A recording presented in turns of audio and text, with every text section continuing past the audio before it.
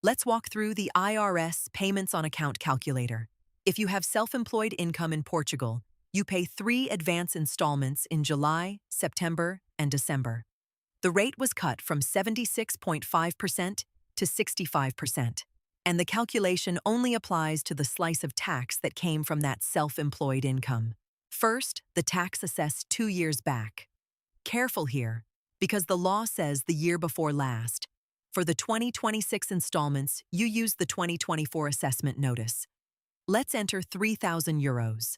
Next, the tax already withheld on your self-employed income in that same year. It comes off before the percentage is applied. And if you invoice companies, it is often enough to wipe out the installments entirely. We'll enter €500. Then your net category B income, the part that came from self-employment. Let's use €20,000. And finally, your total net income, everything together, including salary, pensions, or rent. We'll enter €25,000. Instantly, the calculator shows each installment and the total for the year. Here, the self-employed income is 80% of the total, so only 80% of the assessed tax enters the formula. The withholdings come off, and 65% of what is left is split in 3.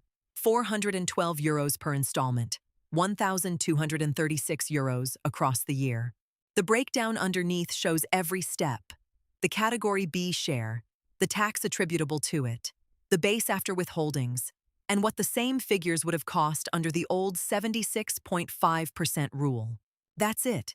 Change any field and the result updates live. Try it yourself at Calculadora Capital.